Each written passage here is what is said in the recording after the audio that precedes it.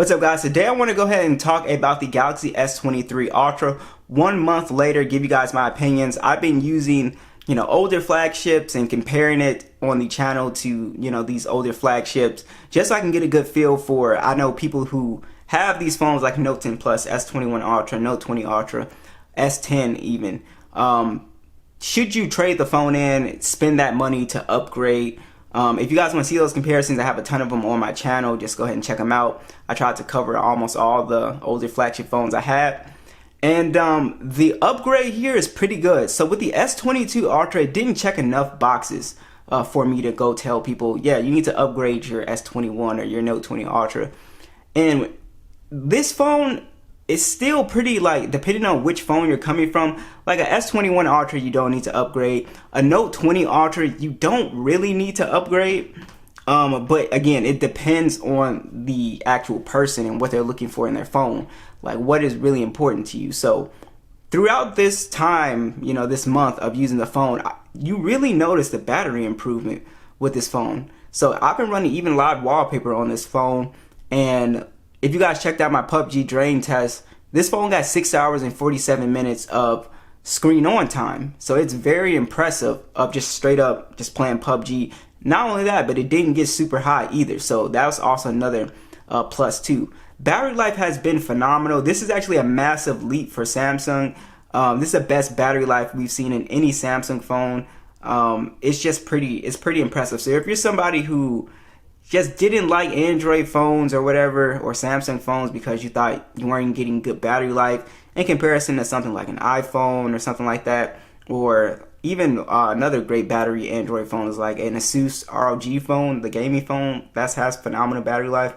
But for a top tier flagship phone like this from Samsung to have just excellent battery life up there with Apple's, since they have such great optimization with iOS and the chip, this is pretty impressive. And not only that, but this has the Snapdragon 8 Gen 2 for Samsung, so it's a slightly overclocked processor as well too. So I'm just really impressed with the battery performance on here. This phone easily can get well over 8-9 hours of screen on time, or basically it can last a full day easy, 2 days easy. So I'm really impressed with the battery life on this phone. That's the biggest upgrade that I've seen with this device here. Also, guys, the speed. So just, I'll show you guys with a Note 10 Plus, if you're an average casual user, you're not doing too intensive stuff, the Note 10 Plus, even with a Snapdragon 855 chip, it feels still pretty much on par.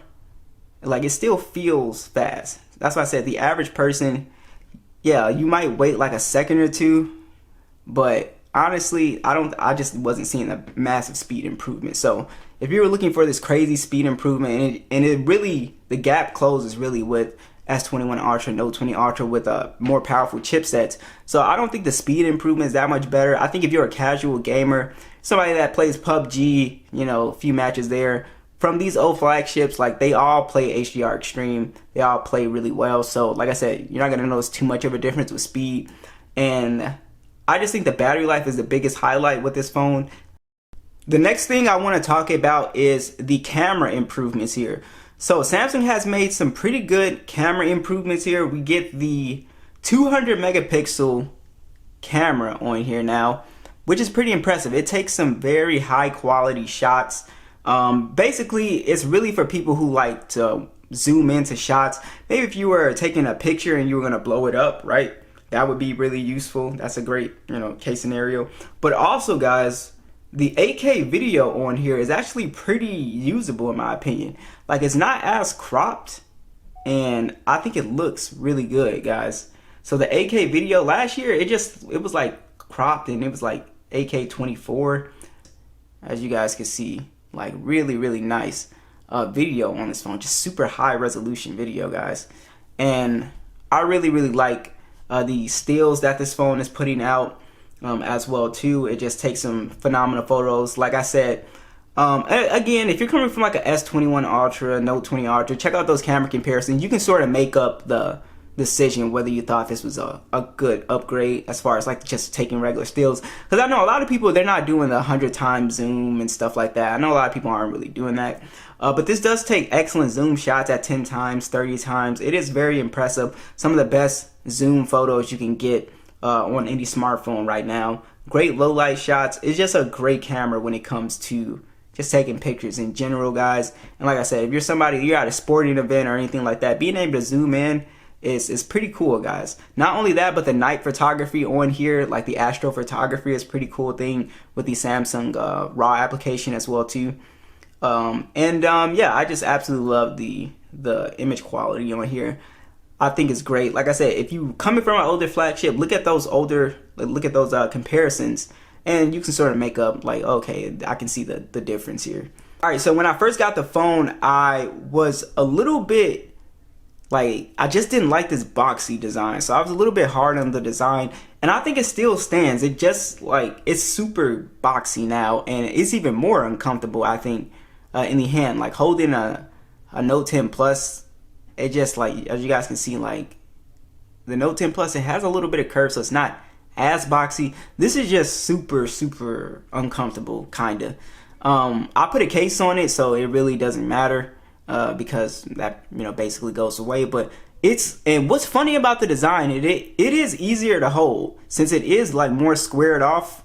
It is easier to hold, so it's harder to drop, but it's also more uncomfortable as well too. So you kind of have to, I end up kind of adjusting how I hold the phone like this, so it's not cutting into the palm, because typically you hold the phone from the very bottom, but you kind of have to like hold it like this, and it's just kind of weird.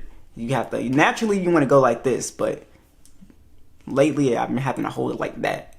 But like I said, that's just small little petty things. Most people are going to put a case on it. I advise you to put a case on it. It's, you know, a $1,200 phone. You should put a case on it. Also, guys, S Pen here. They really haven't touched on the S Pen really in a while.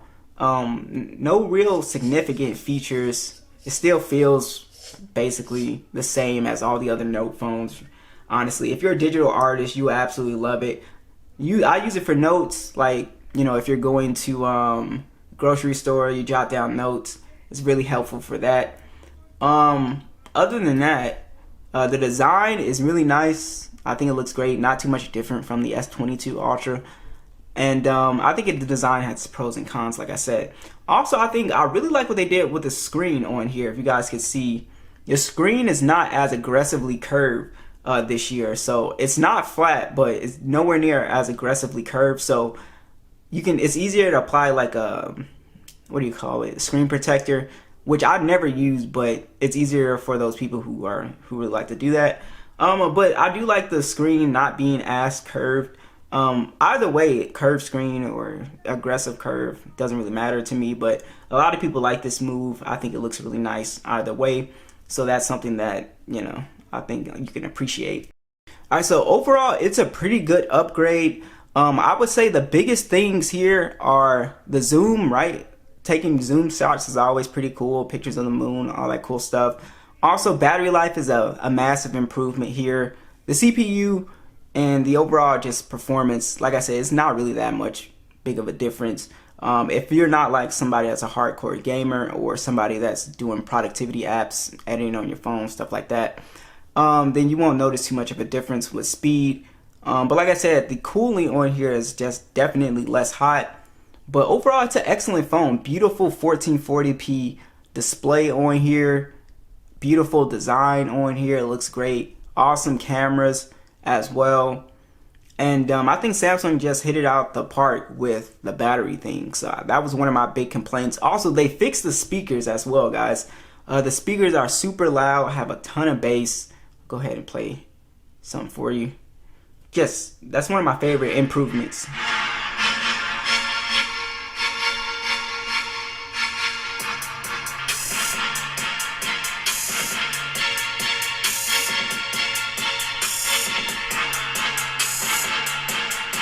Just really good speakers, guys, especially compared to the S22 Ultra.